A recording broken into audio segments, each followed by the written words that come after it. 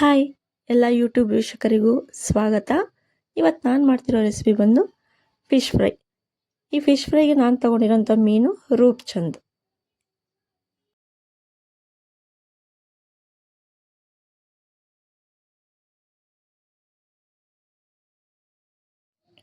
ಈ fish fry ಮಾಡೋಕ್ಕೆ ಏನೇನು ಬೇಕು ಅಂತ ಇವಾಗ ನೋಡೋಣ. ಒಂದು ಹಿಡಿಯಷ್ಟು ಹುಣಸೆಹಣ್ಣು ತೊಗೊಂಡು ಅದಕ್ಕೆ ಸ್ವಲ್ಪ ನೀರು ಹಾಕಿ ನಾವು ನೆನೆಯೋಕ್ಕೆ ಹಾಗೆ ಇಟ್ಬಿಡಬೇಕು.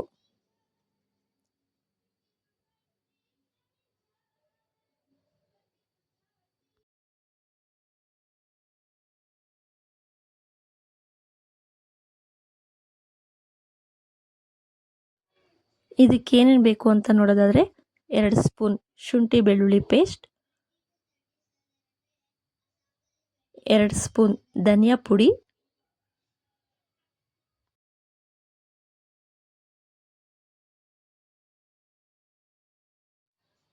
3 ಸ್ಪೂನ್ ಅಚ್ಕಾರ ಪುಡಿ,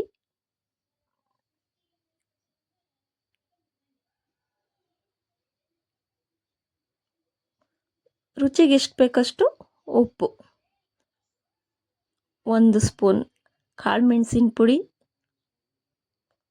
2 ಸ್ಪೂನ್ ಕಾರ್ನ್ಫ್ಲೋರ್, ಹಾಗೆ 1 ಮೊಟ್ಟೆ.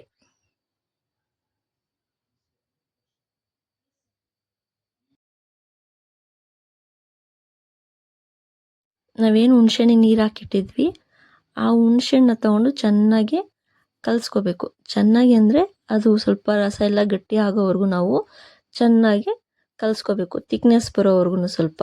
ಆವಾಗ ಚೆನ್ನಾಗಿ ಹುಳಿ ಬಿಟ್ಟಿರುತ್ತೆ.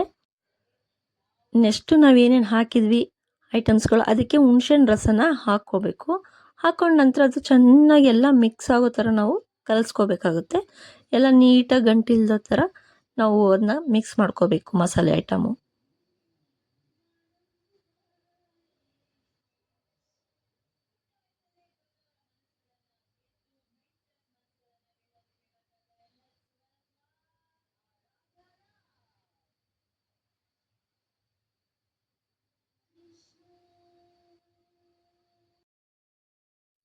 ಇವಾಗ ಮೀನನ್ನ ಮಸಾಲೆಗೆ ಹಚ್ಬಿಟ್ಟು ನಾವು ಇಡೋದ್ರಿಂದ ಚೆನ್ನಾಗಿ ಅದಕ್ಕೆ ಉಪ್ಪು ಹುಳಿ ಖಾರ ಎಲ್ಲ ಚೆನ್ನಾಗಿ ಹಿಡ್ದಿರುತ್ತೆ.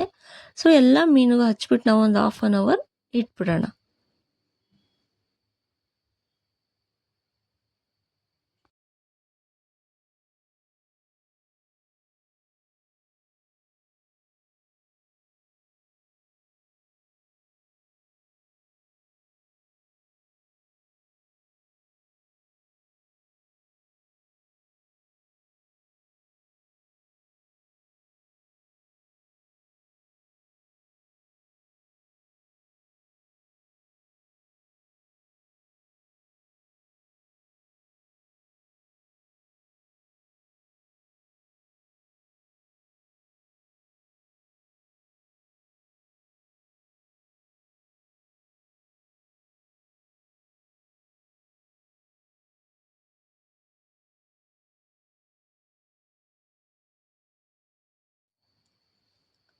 ಫಿಶ್ಶಿಗೆ ಮಸಾಲೆ ಹಚ್ಚಿಟ್ಟು ನಾವು 45 ಮಿನಿಟ್ ಹತ್ತಿರ ಆಗಿದೆ. ಸೊ ಇವಾಗ ಫ್ರೈ ಮಾಡೋಣ.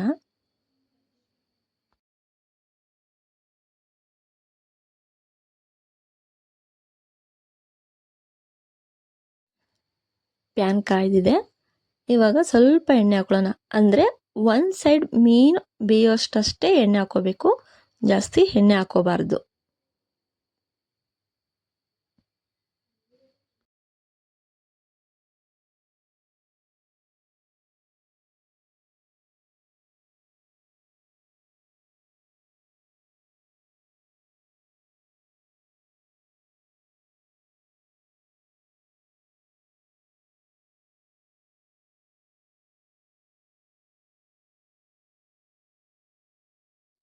ಎಣ್ಣೆ ಕಾಯ್ದಿದೆ. ಇವಾಗ ಫಿಶ್ ಹಾಕೋಣ.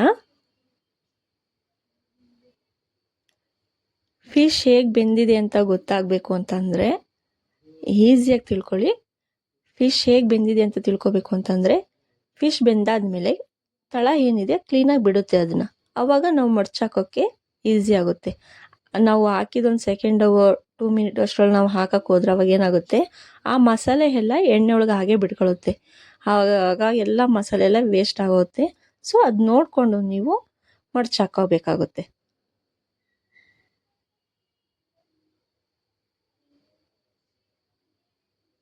ಇವಾಗ ನೋಡಿ ಕ್ಲೀನಾಗಿ ಗೊತ್ತಾಗುತ್ತೆ.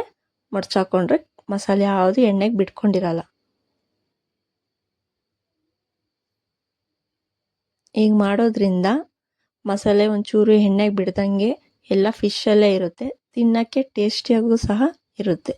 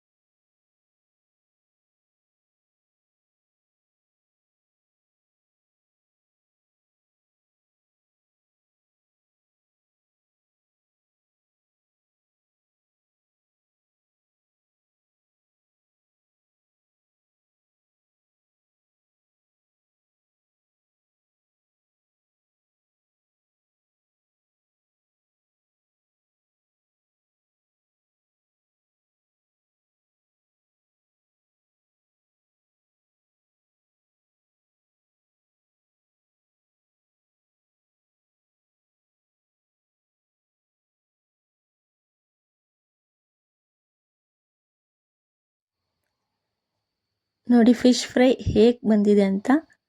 ಚೆನ್ನಾಗಿ ಬಂದಿದೆ ಅಲ್ವಾ? ಸೊ ಇದನ್ನು ನೀವು ಟ್ರೈ ಮಾಡಿ ಹೇಗೆ ಬಂದಿದೆ ಅಂತ ಕಾಮೆಂಟ್ ಸೆಕ್ಷನಲ್ಲಿ ಕಮೆಂಟ್ ಮಾಡಿ.